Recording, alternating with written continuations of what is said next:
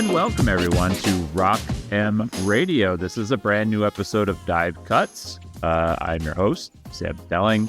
If you're watching us on YouTube, make sure you like and subscribe and do all of those things. I'm the guy on the left-hand side of the screen. To my right, from the wispy plains of central Indiana, is Matthew J. Harris. Matt, how are you? Very cold. That's all I'll say. Very, very cold. What's your current temperature there in Indianapolis? It is currently 6 degrees with 10-degree winds, making it feel like -1 outside. So we are a robust 13.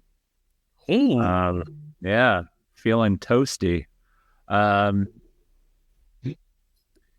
there's I think it's supposed to get down to 0 tonight, so that's exciting.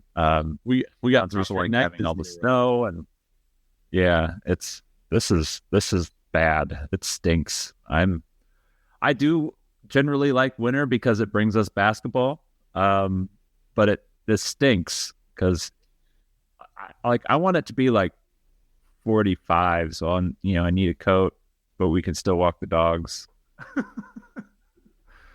You're forgetting that for a while. We are not getting outside these days.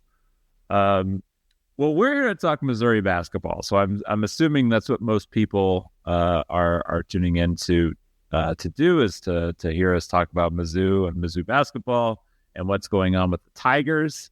The AP poll ranked 22nd team in the country currently on a 4-game winning streak, up to 15-3.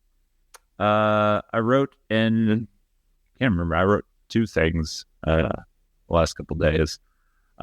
One of them, I talked about how Missouri is basically playing like the second best team in the country if you start January 1st, which is kind of cool.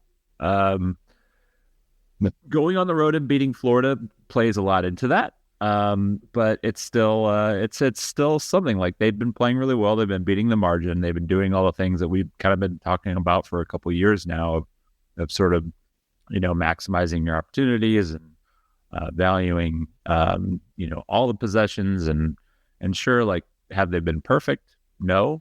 You'd like to see them maybe play a little better in some second halves there, but they're playing so well in the first part of the game that it doesn't really matter that their offense gets a little stodgy and that defense gets a little leakier in the second half. So overall, it's been a good couple weeks, week and a half since we've recorded, and the Tigers are 4-1. Matt,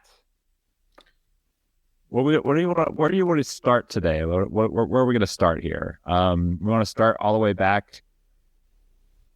Since we last saw, they were getting ready to take on Vandy.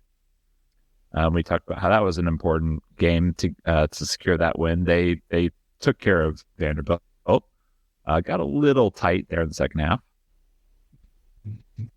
I mean, Watkins has done a great job in the verdict of running through kind of all the games that the games of consequence against Florida. I think we've written kind of about the Florida game. I think the one thing I would want to start at is, we talked the last time about Missouri was entering a stretch where you really felt like if they handled things well, they could position themselves to really start having some conversations that we haven't legitimately been able to, have for a couple of years, maybe longer than that.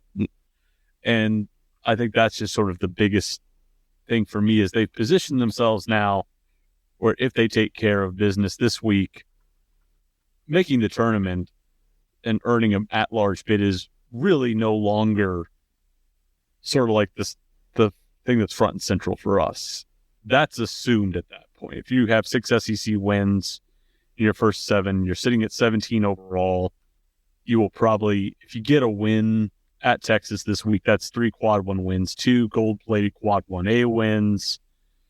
You still have 11 games left, and you certainly don't want to, have any regression or have any slippage. But if you get to 17-3 with 3 quad 1 wins and you're at 6-1 in league play, you're getting close to a lot of the hallmarks that we talk about, which are 20 wins overall, 10 wins in SEC play, and 5 quad one. You're in late January with 11 games left to really sew some things up. And if you're playing pretty competently, you feel like you should get there. So you don't put Missouri in as a lock, but they're in really, really sound position for a tournament bid. And so I think, what the last 2 weeks have done has really given them some momentum. They've had some clarity from a rotational perspective. They've really honed in on improving rebounding. They've managed to find the offensive balance that we talked about that was a little bit lacking when Caleb Grill was gone. They've gotten a very, very important road win, which I think Watkins has talked about. That's something the committee deeply values, are high-quality road wins. So they've sort of ticked off a lot of the boxes that you expect from an NCAA tournament team.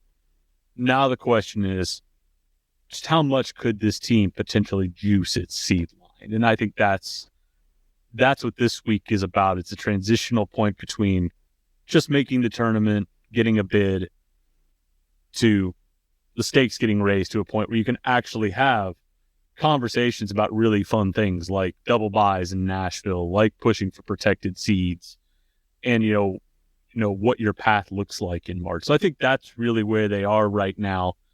And the AP poll that came out today doesn't, confirm that they've arrived. Georgia was 23rd last week, lost 2 games, fell out. So we've said 1 week can make or break you in some ways in this league. They've got to keep you going through this week. But if they manage to hold up this week, I think to me that's when the conversation really gets fun. It is if they're at 6-1 and 17-3 overall. So I think that's where I'm at right now. Is it feels like they're at a really fun transitional point right now where things could get really special if they do what they feel like they should do this week. Yeah, I think, the three of us were kind of talking in our group chat the other night, and I've sort of pinpoint the next 3 games really as our tell on where this is going to go. When you look at it, it's going to be hard for anybody to beat Auburn at Auburn. That's just the reality. You can, go look at their last home game. They played without Janai Broome.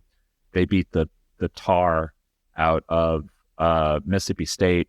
That game wasn't even close. It was it had a lot of the same hallmarks as the way Auburn beat Missouri, only Mississippi State didn't shave anything off at the end of the game like Missouri did. So, I look at sort of where they are comparable in a lot of the net rankings and, some of the analytics rankings, to both Mississippi and Mississippi State. Yeah. Do you want to see them go to Texas and beat Texas? Absolutely. I think they can.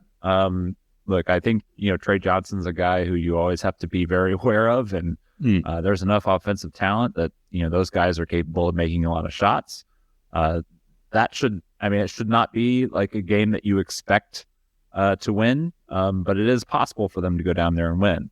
For me, the real big thing is going to be what they do at home against Ole Miss and on the road at Mississippi State, because I think, when you're talking about, jockeying in the position of the SEC, everyone this year is going to catch losses somewhere. Yeah. Where those losses happen, you want good losses, hopefully on the road, close, tight, all that kind of stuff. Can you take care of business at home against Ole Miss? Can you go on the road and try and, steal one in Starkville? I think the way that Missouri's playing right now, and you saw the way that they played against Florida, to me, the biggest thing, and you kind of mentioned rebounding, they are rebounding in a way that we have not seen Dennis Gates' team rebound.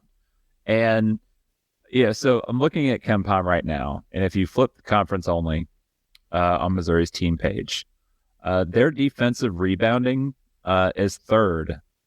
And so that's the defense offensive rebounding rate, is based on their defensive rebounding rate. They're only giving up 27.8% of misses. Last year, that number was like 40%. Yeah. And as much as 2 years ago, we understood the math and what they were trying to do, generate a lot of turnovers, basically nullify the advantage that other teams are going to have on the glass by forcing turnovers and getting up, basically the same amount of shots, being more efficient with those shots. This year, they're equalizing their opponents on the glass, and they're saving themselves, 3-4 possessions a game. The turnovers, they're still generating turnovers. They're still fourth in turnovers. Yeah. I mean, I think the experience of the league overall has made forcing a lot of turnovers tougher. Older players are much less prone to sort of, kicking the ball around. And so you have this combination of defensively, being able to, force the other team into turnovers and not giving up offensive rebounds. It's basically made up for the fact that, their effective field goal percentage has not been great. And some of that comes down to the fact that, that some of their opponents have shot pretty well. I think Arkansas was the first team to not shoot 40%. I guess from three. I remember that correctly. Yeah, but what have we always said about 3-point percentage? That tends to level out over time. The better barometer for your team defense is what you're doing in 2-point defense. Like that's always typically been a better gauge and been more closely correlated with defensive efficiency rating than 3-point shooting. So yeah. Figure like Ole Miss will be a good example of this weekend. Ole Miss is currently only allowing 25% shooting from deep. So people would say, oh my God, they're doing a great job defending the 3-point line. Well, they played the two worst 3-point shooting teams in the conference. They will play Texas A&M, who is 14th in 3-point shooting, and they will play LSU, who is 11th. They play teams that can't shoot the ball very well. Yeah. And so what's going to happen over time is Ole Miss is going to see that gap narrow, and eventually what you're going to focus on is, oh wow, Ole Miss, its 2-point defense is basically equal to its 2-point offense. And teams are shooting the ball better, so it's normalizing their defensive rating. That's what's going to happen to Mizzou in some way. So what we talk about a lot, and I think what I tend to look at is, and Watkins and I kind of call them hard yards, is do you defend the rim well? Do you force tough shots? If somebody gets them, are you forcing tough shots? Are you collecting rebounds, at a high enough rate to negate second chance points or second possessions? Because we talked about the three of the highest valued shot. Actually, putbacks and free throws are the most valuable looks in the game. So are you able to defend the rim without fouling, collect rebounds to prevent second chance points, and then can you do what you're talking about, which is can you force enough turnovers now to where those 3-point makes, which are high right now, are having to backfill for possessions that are being lost. And that's what's happening. So Missouri, even if Missouri is allowing teams to shoot the ball pretty well, sometimes from 3-point range, we expect that to sort of normalize and level out. And eventually what you hope happens is teams can't begin to replace the possessions that they're losing, whether that's through high-value rim attempts, getting to the line, or on second chance points. And that's really what possession math is. It's, we talk about correlations, we talk about all the, relationships at play. It's really pretty simple. Force tough shots, don't give up rebounds, don't foul, create turnovers. And you will win possession math. And that's what they're doing right now. And so even if the offense gets stodgy, they're able to get enough stops or get enough turnovers or prevent enough second possessions to where the offense can stall for 2-3 minutes. And Arkansas can only go on a 6-0 spurt and not really hack into the lead. So that's what they've been able to do, is they've been able to do the fundamental stuff well enough to where if the offense does get a little stodgy or boggy, or they're not quite, or they get into a weird lineup on the floor, it's not like the past couple of years where you're like, oh man, buckle up. We're about ready to see an 8-0, 10-0, 12-0 scoring jag here, because this team can't keep the ball in front. It can't rebound, and it's going to give up second chance points. So it really is the kind of really boring stuff that, doesn't always, get people gigged up, but they're doing the things that make possession math work and that are sustainable to playing the way they want to play over long stretches. Well, I think that's, talked a little bit about in the study hall about Florida and their approach. I'm glad that some people enjoyed the little shot that I snuck in there at Todd Golden and his current issues with the Title IX investigation. But strictly just like looking at the Gators, one of the things that he came in his first year and Florida was very sort of average. They weren't really good offensively, and on top of that, like not shooting the ball well, they weren't really collecting offensive rebounds.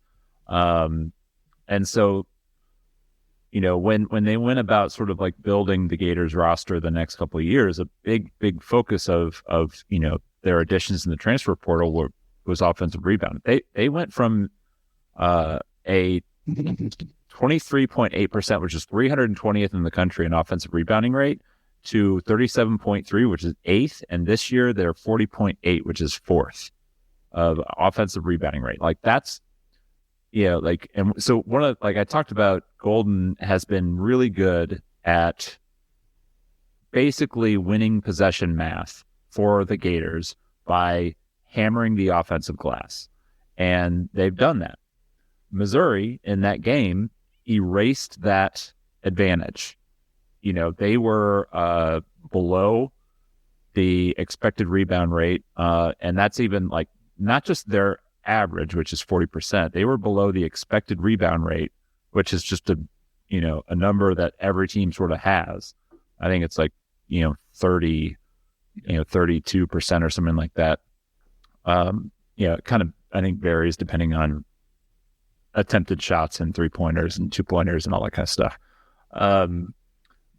But the Tigers took away that advantage, and it won them a close game. It also, helps when you zoom out into that, that big lead.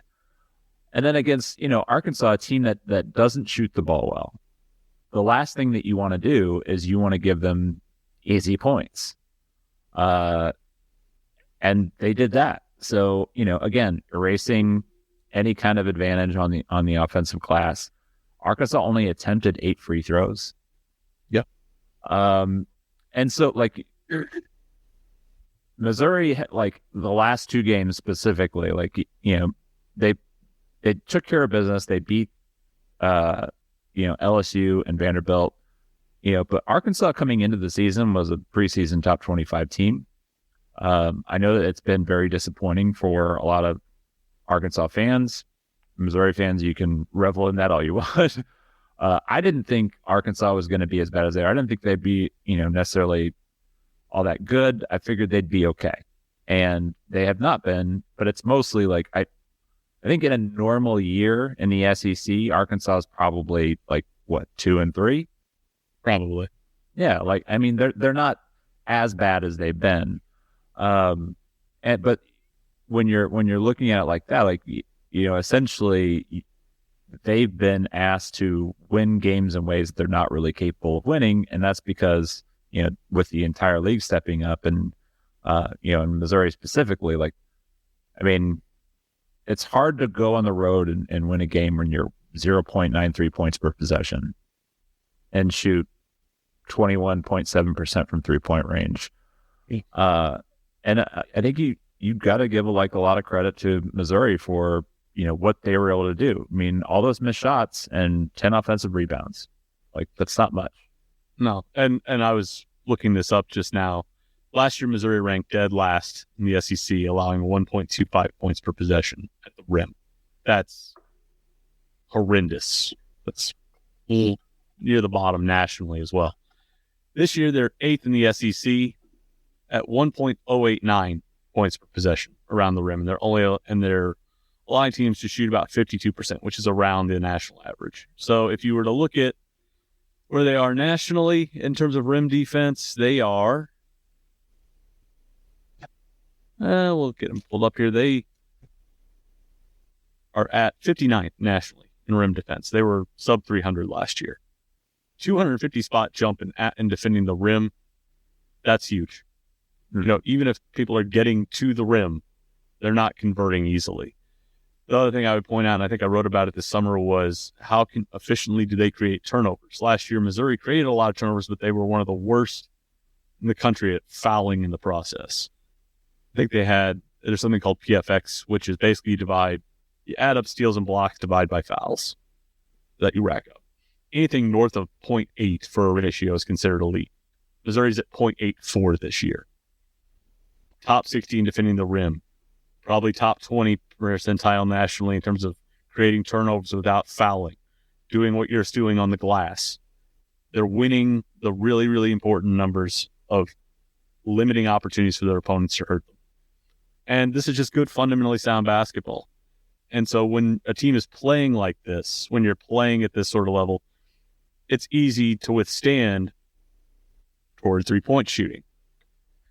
And also we know, again, that it's probably going to regress back to something close to the national average. What they're doing right now is something that people wanted to see for 2 years.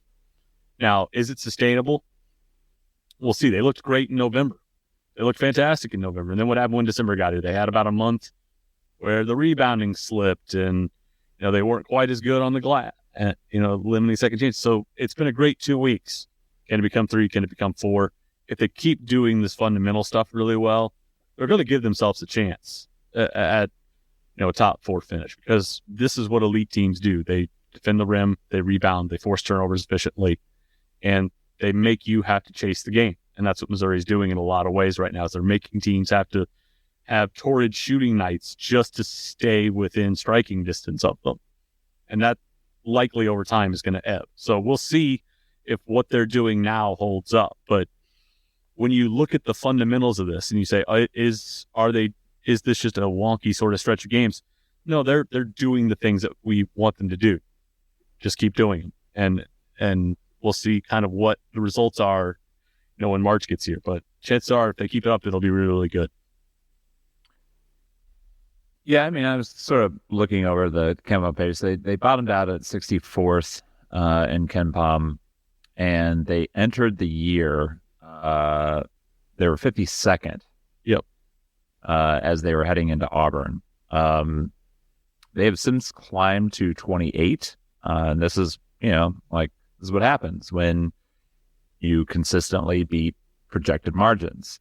I think the LSU game was like a expected 8 or 9 point win, and you win by 16.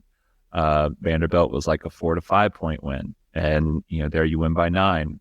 Florida was a 12-point loss. 12-point loss, and you win by 1. And then Arkansas, I think, was another like 5.5-ish.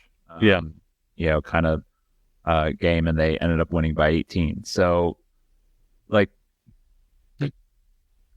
there's not many teams in the SEC that have consistently beaten their opponents this badly. And I know that some of our subscribers are kind of complaining about some of the national media maybe not quite paying attention, and it's hard. And one of the things that I was kind of saying, it's hard for national media to be ready for something like this. A team that and this also kind of happened 2 years ago. Like Missouri was not expected to be good 2 years ago, and they were. They still had a penchant for kind of going on the road and occasionally getting blown out by somebody. But I understand why some national media types are maybe caught off guard when, even like the best projections in the offseason were thinking that Missouri is going to be middle of the pack. We had them middle of the pack. Yeah. I was like, hey, I'd be happy with 9-9 NCAA tournament first. I think, I'm always a little optimistic, a little more optimistic maybe than you are on some of these things. But I thought I saw the framework of a team that could be pretty good. The way that they're playing, I didn't know that I could see this. And this is coming from somebody who I think is I'm generally a pretty positive, hopeful type fan. And it was hard for me to imagine, I've watched them play the last couple weeks, and I'm like if they play like they played the last couple weeks and continue to play like that, yeah, like I don't see any reason why you couldn't be like 7-1, heading to Knoxville in the top 10 in the country. You know what I mean? Like, Yeah. Maybe that's a little too quick of a rise up the AP, rankings, but but certainly probably like top 15 in Ken Palm and stuff like that. Like beating anybody in the SEC is hard. Beating teams on the road is really hard. And Missouri has smacked some opponents that are putting up bigger fights elsewhere. Yep. And I like LSU was in the game against Texas A&M late, and A&M kind of pulled away. It was almost like a Missouri game of last year where it was really, really close. And then like the last 5 minutes, it just sort of slipped away and LSU lost. Vanderbilt, beats Tennessee at home. Florida turned around and just dismantled Texas. Yeah. And Arkansas, like they're 0-5, but they've certainly they've been in a lot of games and they've had chances to win, games. Not certainly, not super close, but if you're looking at like what this team could be, like I think we're going to learn a lot. So next week Missouri is at Texas and then at home against Ole Miss. Then they have a week off before they go to Mississippi State, which I don't know. Like, could this schedule like set up any better for them? Like, it really I think pretty incredible. What do we say every fall? We don't do picks until we see the SEC schedule. The unbalanced schedule is vital, and I really don't think you can oversell the fact that this year they swapped in Oklahoma and they swapped in Vandy for Mississippi State and Texas A&M, or for Ole Miss and Texas A&M. Yeah. Like the swaps that happened for them gave them 4 more manageable ball games. Like that was the way their schedule has set up now was pretty optimal compared to what a lot of other teams out like Texas would love to have started against this kind of schedule. Yeah. They would have loved it. They would have adored it. And so I think that's sort of the silver lining here, and sort of the thing that I don't think you can really underplay here is the folks in Birmingham kind of gifted them a really, really optimal setup here. Plus, if you have to go to Mississippi State, who's going to want to try and just kick the crap out of you, getting a week to get healthy before you have to go do that trip is ideal. There may be some people be like, oh, they got to take a week off when they're playing well. Like, I guess, but my guys fully healed before they have to go basically Sean Murphy and Cam Matthews for 40 minutes. So I agree that the schedule sets up really, really well. I'm fascinated by tomorrow night's game in the sense of, I think with Arkansas, we saw pretty quickly once they got down, they fought back and they had some little stretches and they had some moments where they could have maybe built some bigger runs and it just never happened for them. But that run, I think you could just see a little bit of the lights go out of their eyes after that opening run. And they're like, oh, crap, we got to dig out again. Oh, my God, we have to get back into this. And Cal, with his rotation, basically benched Janelle Davis and Jonas Adu in the second half and said, yeah, I'm riding with my young guys. I'm riding with the guys who, are showing me some energy and some fight. We'll see if Arkansas is down for the count, but is Texas kind of in the same way? They took a shot early at Florida, came back, and then Florida nuked them with a 15-2 run and put it out and put them away. They've had 4 really tough opening games. They had to claw back against Auburn after getting down by 20 to Auburn. They had a real chance to get Tennessee at home. Trey Johnson was on a heater for long stretches of that game, and they just couldn't dig that one out. They got a road win at OU, but we've been skeptical of OU kind of since. If you really look at their underlying metrics, it's easier to be skeptical of OU. We'll talk about that when Missouri actually has to play them. And then they go on the road to Florida, a game where you wonder how Florida's going to respond after losing to Missouri, and they were pretty clinical in the last 10 to put them out. So is Texas in a spot now where they're not dead and buried? There's, I think, next 4 out right now in a lot of projections. But if Missouri puts them in a hole early, is Texas going to fight? Is Texas going to have it, or are they going to be like, all right, here we go again? And are they going to fold up? So, or is Texas going to look at tomorrow night as sort of their last salvo here? If they're 1-5, the schedule is going to make it really hard for them to even get to 8 wins, much less 9. So tomorrow night feels like a last stand for Texas in a lot of ways. Can you go on the road and play a team that's desperate and continue to play well and get a result there? That's going to be telling to me. If they can do that against Texas, I think it's going to mean a lot to me that they will essentially put away 2 teams that came into the year picked ahead of them with equal talent. That's sort of been my thing all through preseason was if you looked at recruiting rankings and you looked at talent acquisition, who were right next to each other in line? Arkansas, Texas, Missouri. Those schools were picked 6-7 spots ahead of where Missouri was. And now you have a chance to turn the lights out on them effectively 3 weeks into the season. If Missouri is able to do that, I think that's going to be really telling about where this program is and about where these guys are at this point, that they are really locked in and really, really engaged in what they have to do. And I think there's, you touched on a little bit in pour-over, is there a little bit of a revenge tour at play here? If you can take out 2 teams that a lot of people judge as better than you, sends a pretty strong signal that way. So I'm fascinated by what they do in Austin tomorrow night and how that game plays out.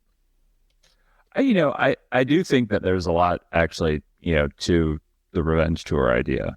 I know that you and I are, interacting with the staff and talking to those guys. I mean, that they're smart basketball coaches. That like Gates knows what he's doing. He's been successful at it for a long time. And I think that there's and kind of, this is probably going back a little bit to the conversation of like the national media, where it's almost like the stink of Missouri is rubbing off on Dennis Gates a little bit for the season. Missouri, if Caleb Grill and John Tanji are healthy last year and Missouri, goes 7-11, and then they come in with the same roster just minus, Caleb Grill, they're probably expected to be like middle of the pack, right where we probably picked them in the preseason. But because things went as they did, well, most people are just going to look at, oh, well, they went 0-18 last year. Clearly this is a hot seat year for the coach. And like us are, like we're around the program. We know that's not the case. We know like why they were bad. We know like why things didn't work out. And then when you watch the talent assembly in the off season, it was very clear that this was like, all right, like we got a lot of people that are not believing in us. And so we're gonna get a second team all Big Ten kid to be our point guard. We're gonna bring in a former top 25 5-star kid, and try to revamp his career. And then on top of like having that continuity of having, like and now that we've seen it, I mean you never know what you're gonna get with guys like Ant and Trent, from one year to the next. But we've seen those guys, take another step. Texas is a team. They have a lock of a lottery pick in Trey Johnson, and then they have a lot of really good college players, guys who were good elsewhere. Arthur Kaluma has been consistent pretty much everywhere he's gone. Jordan Pope was a big time scorer out of Oregon State. Granted on a bad team. Tremont Mark has been a guy who's been a good college player. They don't really have a whole lot of interior size. I mean, Caden Cedric, I think probably should have gone to Missouri. I think they would have done a better job developing him as an inside talent. He has basically been non-existent. But Texas is a team that can make shots. They have the capability. I do think that the revenge tour is real, and I think that's why, like, I have a feeling that Missouri is going to go on the road and take care of business. The Texas roster, I think when we commented in the offseason, was each individual piece made a lot of sense for an ad. But I think we both sort of thought the backcourt was going to be a little bit weird, and it still seems that way, and feel free to disagree. But when you watch Trey Johnson and Jordan Pope play, I think I wrote this in the early look at it, it feels like you have two first graders that are having to share a toy, and they're each having to pass it back and forth. Their games are very, very, very similar, like almost carbon copies of one another. Only Trey Johnson's 2 inches taller, about 15 pounds heavier, has more positional size. Yeah. And I think can do a little bit more creatively as a rim finisher than Jordan Pope. But they're very, very similar players. Want to play in ball screens, want to get to dribble pull-ups. Not very much vertical pop for either of them, so they've got to kind of get to floater packages and runners when they're playing downhill. Pope's a better spot-up shooter. Johnson's probably a little bit better rim finisher. But they're kind of the same player, and they kind of have to take turns playing in the same way. And Tremont Mark has sort of been turned into a glorified floor spacer for them. He kind of defends. He's kind of an undersized 3-and-D wing for them. Kaluma, I think, has finally accepted the fact that he is a stretch 4 and that he is not a jumbo wing. He's very good when he gets his weight going downhill and he can get into you and find contact. He's a pretty good cutter. You know, when you watch them play offensively, a lot of it seems like misdirection to set up to get to one of those two guys at ball screen, and it's their turn to run it. The next time down, it's somebody else's turn to run it. And maybe if they move the defense enough, Kaluma will get a cut. Maybe Mark will get a jumper. Sometimes, if Caden Shedrick's been a good boy, he'll get a drop-off from a roll. But realistically, when Texas has played their best game in this conference, it was when Trey Johnson absolutely caught a heater against Tennessee. Yeah. And that was it. That was their offense. Jordan Pope was not very good in Gainesville the other night. The Sporting Cast wasn't very good either. You know, if you take away that Tennessee game for Trey Johnson, he's averaging like 0.88 points per possession. So, like, I think that's, you know, we just spent a bunch of time talking about Mizzou's fundamental. Texas has guys that if they're all clicking on the right night can absolutely put you to bed.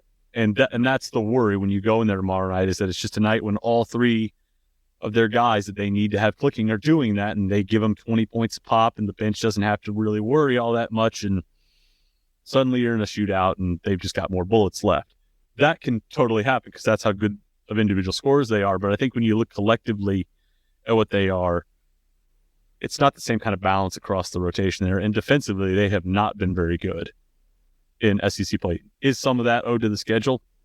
Perhaps, but they weren't playing very well defensively against top 100 teams in non-con either. So, you know, I think that's the concern here, is that if you're Texas, you need 2 or 3 guys to absolutely go off, and you need Missouri to be a little bit inefficient offensively to give yourself a chance.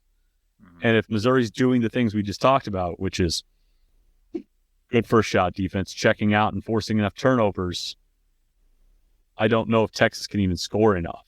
We'll see what happens. I mean, I probably jinxed them now, but I think that's sort of where you are. We look at a lot of how these teams operate on a sort of a median night, and I think Missouri's median night right now is better than what Texas can offer. Yeah, if they can get that win, that's another road win that they will have flipped. Right now, they were forecasted in the preseason to lose at Florida and lose at Texas. If they flip those two outcomes, they're already 2 games ahead of pace of where they are, where they're supposed to be in the preseason. So that's what tomorrow night is. Can you put Texas away effectively for a postseason bid? And can you flip a second game that you weren't supposed to in the preseason and keep the momentum rolling? Well, and then for the weekend, you've got Ole Miss coming in. Ole Miss had higher expectations kind of coming into the year than Missouri did. We were really curious about them. They were probably we thought they were one of the more intriguing rosters out there and what Chris Beard was trying to do. Yeah, I think I had some skepticism about them mainly because, as much as I always kind of like Matthew Morrell as a player, and I think Jamin Brakefield was always like pretty good. Like those guys were never really a part of anything that won. And I was skeptical that it would finally happen in year 5 for Morrell and year 4 for Brakefield in Oxford. And so far so good. When you're looking at just the record, they're up to 17 in Ken Palm, coming off a narrow loss. What's interesting is they also took a pretty ugly loss at Memphis. But they had a huge win, like Missouri did, beating Alabama at Alabama, and the rest of their record is okay. Like the Louisville win is aging very well. The Louisville win, in the ACC event has aged pretty well in the last couple of weeks. So I'll give them credit for that. That's a win that, I didn't know the value of it when they got it in early December, but it's for right now, it's acting as a resume enhancer for them. So good on them for going into Louisville and getting a road beatdown done. But they opened by beating Georgia at home. Georgia's like looking like a really stout defensive unit, but they do struggle offensively. Mm-hmm. And sure enough, they struggled offensively. I mean, so did Ole Miss. It was a low-scoring game. They beat Arkansas and Bud Walton. Beat LSU at home, and then the Alabama win. The Mississippi State game was a train wreck. Did you watch any of it? I don't think I got to see any of that one, but so let me just break this end of the game. How many reviews were there, and how many minutes did we lose to? So Mississippi State makes 2 free throws to go up 5 with like 10 seconds to play in overtime. And then Ole Miss drives the ball. I think Brakefield has the ball. He's going to go in for 2 points. Again, like 5-point lead, 2 points, 7-ish seconds maybe. I can't remember. Give it to him. Mississippi State, like I think it was Sean Jones Jr. maybe, just grabs him. Like doesn't like go for the ball, foul, like just grabs him and then clear path foul time. They review it and of course it's an intentional foul. So Ole Miss gets two shots and the ball. The only thing that you had to do is basically like you concede points and then you can get the ball back. And they did the one thing that was going to give Ole Miss like a real chance to win. Ole Miss did miss the 3 at the end of the game to tie it. But just an absolutely like boneheaded finish to a game. That perfect for a rivalry game, honestly. And you're just like why are you doing that? It doesn't make any sense.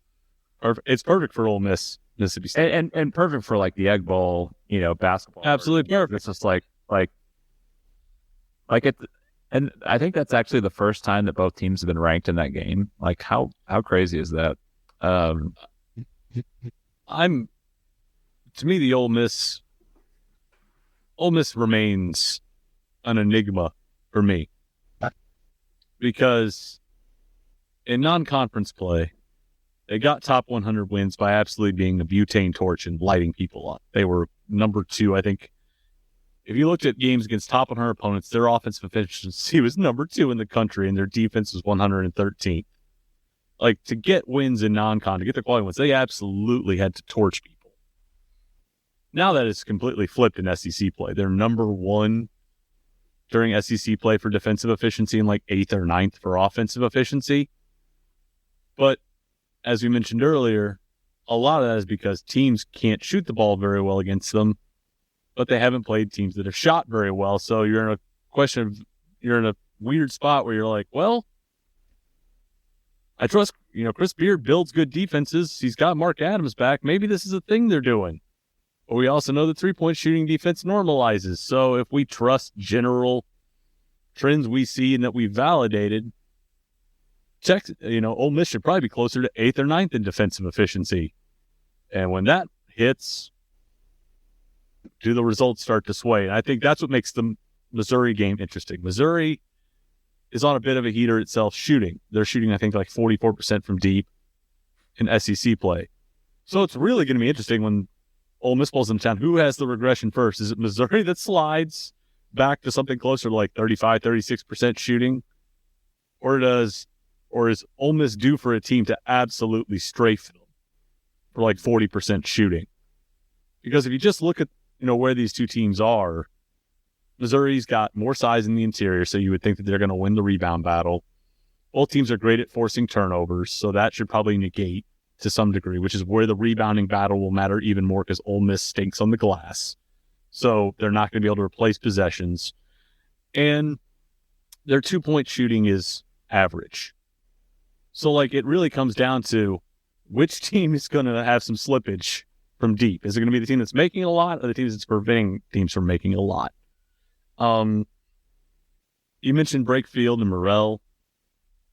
If you go look at the rotation minutes, Matt Morrell's behind Dre Davis now. Jamin Brakefield is coming off the bench for Malik Dia. Since SEC play got here, the two guys who are the core of your pitch for continuity have taken a back seat to guys. And so, to your point, as Beard said, it's great having you here. You guys provide us some great offense. We are worse defensively with you guys on the floor. Lineup data verifies that they are 12.7 points per possession per 100 possessions worse with Matt Morrell on the floor defensively. They're better with Dre Davis out there. Offensively, they're efficient. They're basically the same. So it's going to just be fascinating to see, Malik Dia, who reminds me so much of Kobe Brown, just watching him on the floor as a small ball 5 with 4 guards around him and just trying to force a lot of turnovers and just see if they can gin up enough offense to get a result. It's going to be absolutely fascinating to see what that game looks like. Because you would think, again, if you look at what Missouri does well, it's going to pose some problems for Ole Miss. But Ole Miss is sort of defied any sort of logic at this point or statistical trends to get to 4-1. So who's to say they just can't keep doing it? We'll see if they can carry it through to A&M and on to Saturday.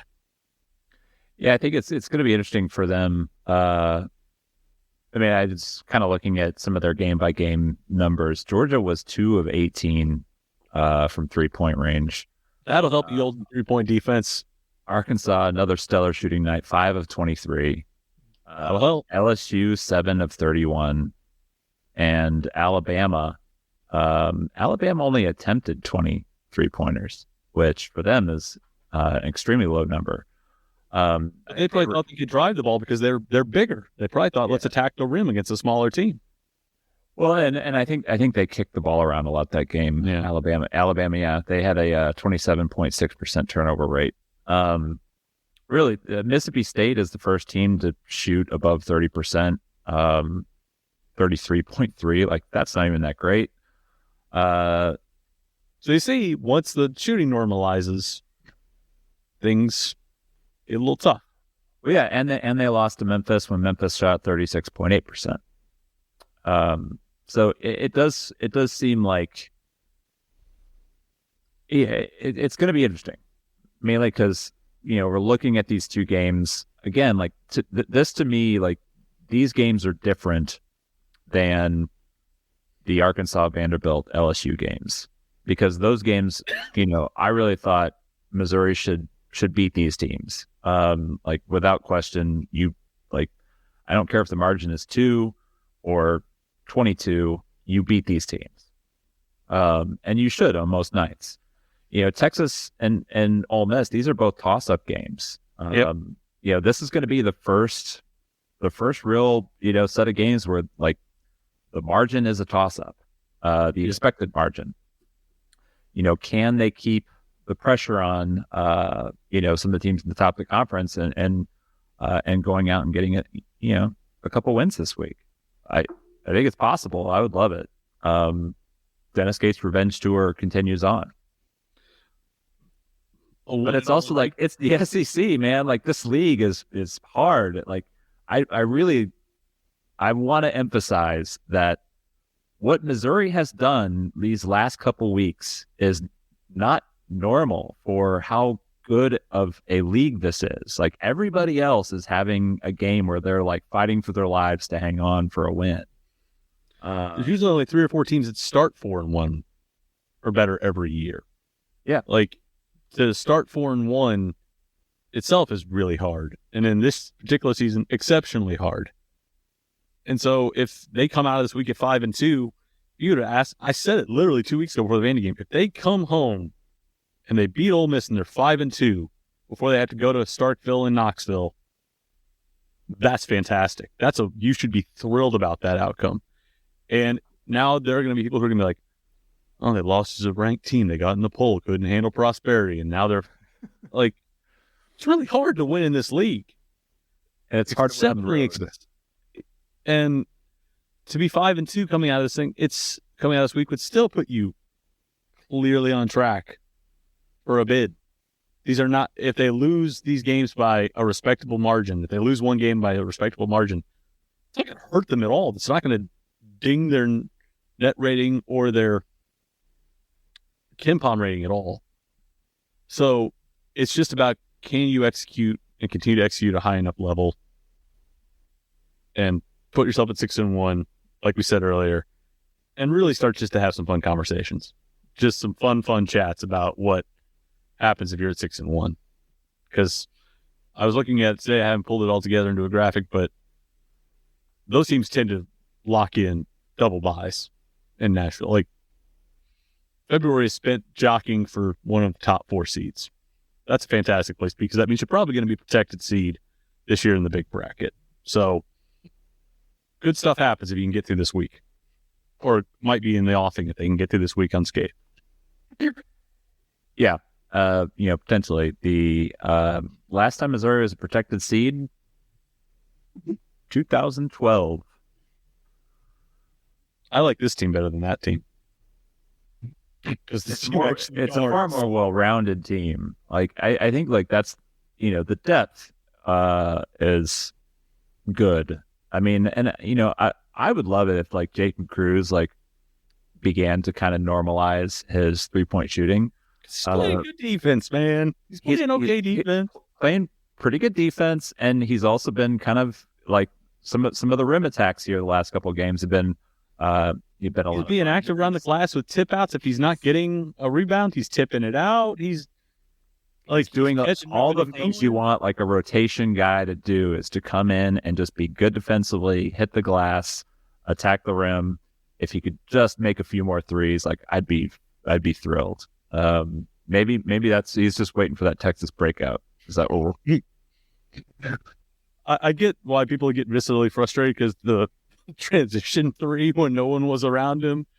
Yeah, I get why that caused people to be frustrated, but like I rewatched these games enough to know that if he was not doing what he needed to do defensively and he wasn't trying to bring what they needed to bring rebounding wise, they wouldn't put him in. And he's doing that stuff enough to the point where you can play him 10 minutes a night and you can give guys a rest. And if he attacks the rim and he gets rejected, I'm fine. Because you know what? If you apply rim pressure, sometimes you're going to get fouled too. So I'm fine with how they're using him, with where they're inserting him. If things aren't popping for him, if he's not getting traction, they have not been afraid to go away from him. They haven't been afraid to put Marcus Allen in for longer stretches and trust Marcus to guard guys. So long as those guys are bought in and they can clearly understand their role and they're executing well, fine by me. No complaints. Yep. Anything else you want to hit on before we get out of here? No, just, you want to see a team start to put together its potential. I think for us coming out of non-con, we wondered when things would start to come into focus from the rotation, from rebounding, and offensive balance. And the last 3 weeks, even, if you can't discount the Auburn game.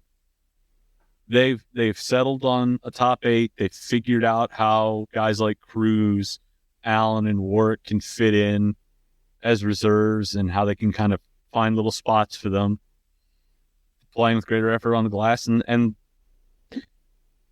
they're resolving some questions that I think we wondered would put a cap on them. Doesn't mean that they're going to, go on and become a top 4 seed in the NCAA tournament, but you want to, what do we say, has always been one of our driving things. You want to see teams get better. You want to see them do the fundamental things properly. Find a good rotation. Find guys you invest in. Find guys that can play solid defense, rebound, and value the ball. They're doing that. And so I think, to me, the results flow from them finding a sense of focus in how they want to use guys, and guys committing to doing the really, really grimy work and doing it at a consistent level.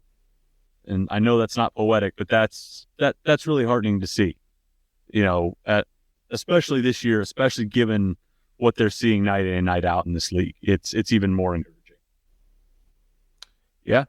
I agree. It's been a fun few weeks. It really has been. Even when there's been like frustrations on, maybe not playing as clean as we'd like them to play in the second half. But I think what it does is, and if you watch kind of like their little videos that they always kind of share them, social media, and some of the things Dennis Gates' score said post game as well, he's trying to aim this, this going upwards and get the guys believing that, there's more for them to achieve, and there's better ways for them to play. And if you keep focusing on improvement and improving, you put whatever results in the rearview mirror. I think that's the right kind of attitude. And I think that's the way for this team to, separate itself from kind of past Missouri teams where, that maybe they've looked good in stretches and then plateaued, and they end up getting into the tournament, but it's an 8 seed or a 7 seed at best. And how can you do the things that are required to get beyond that? And it's, I think and I've talked about this on, different podcasts and on radio, is one of the things that I've always really liked about Dennis Gates as a head basketball coach is his background in that, all the human psychology stuff. And, the way he works at bringing a locker room together, keeping it together, and everybody kind of, focusing on one goal. That's not always easy.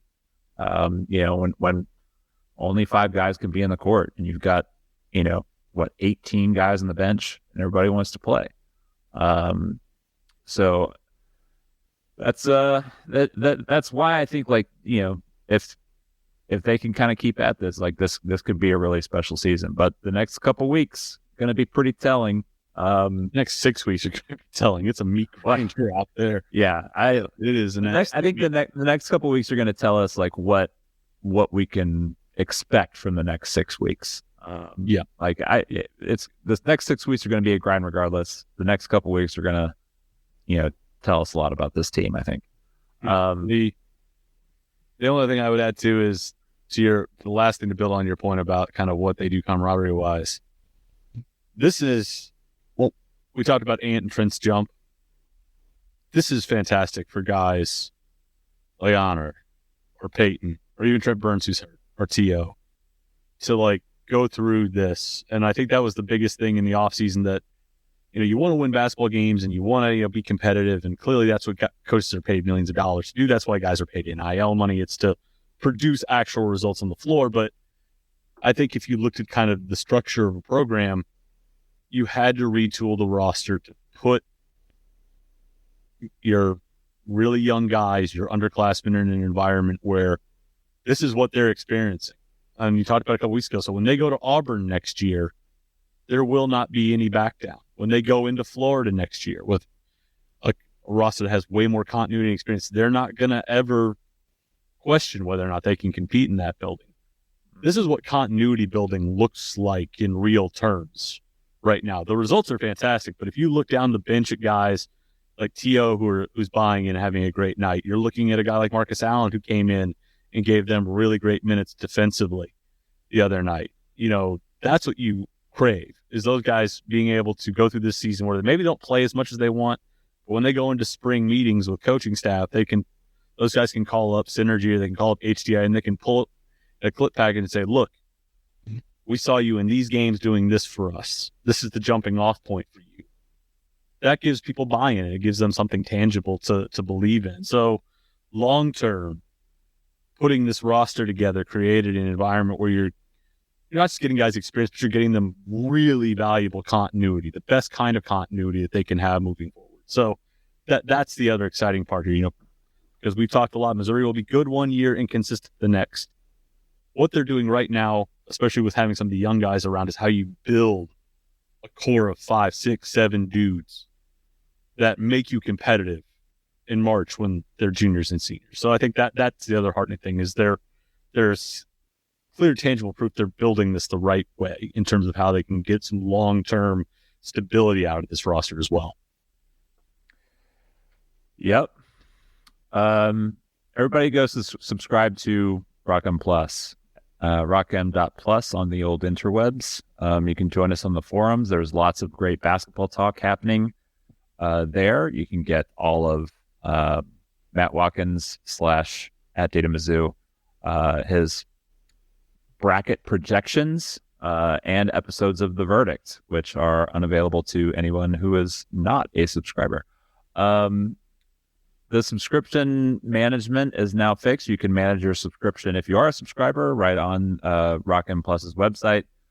You can cancel and sign back up just as easy as doing one or the other. So all that and management as far as the emails, like what kind of emails you want to receive, is all there too.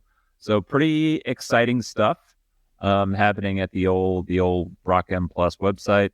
We're gonna be back on Mondays now, so we're gonna make this a regular thing. Monday nights we'll talk about the previous results. We'll look ahead, and we'll keep it going until this season is all wrapped up.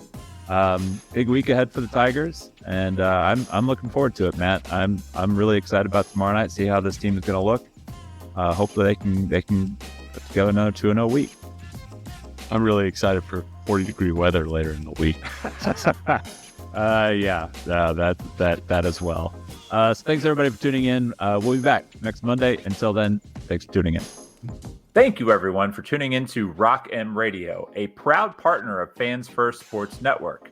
RockM Radio is the official podcast network of RockM Plus, a new and exciting subscription service provided by me and the other voices of RockM Radio. Please take a few moments to head over to rockm.plus and sign up for an account today. The cost is only $5 a month, and the benefits include access to our live podcast, a subscriber-only message board, weekly newsletters, and more.